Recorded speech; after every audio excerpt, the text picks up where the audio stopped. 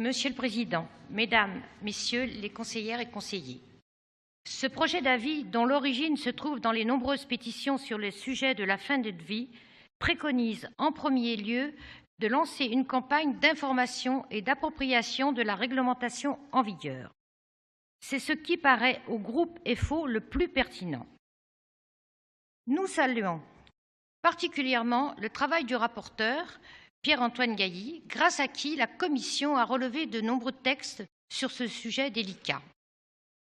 Nous avons auditionné au cours des travaux des personnes de qualité remarquable, d'humanité et de dévouement qui ont développé des avis très différenciés.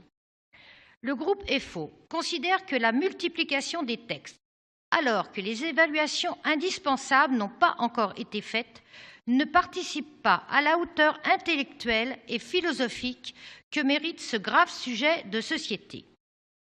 Le dernier texte date d'à peine 2 ans, la loi du 2 février 2016, dite loi Claeys-Leonetti, apporte des précisions sur le rôle des soignants et sur l'expression de la volonté des patients.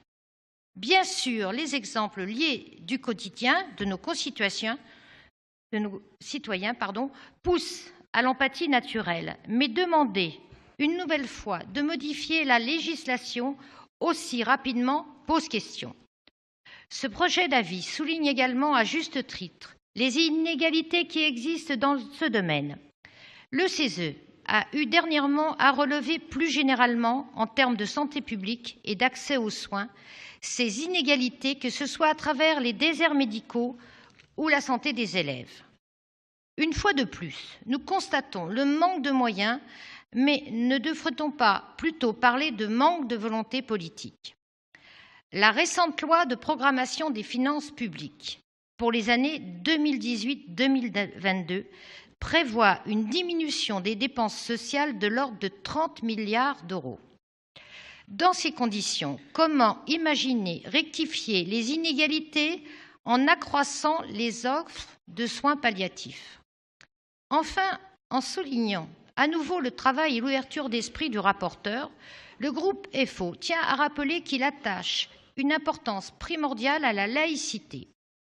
Celle-ci, pour EFO, englobe la liberté absolue de conscience.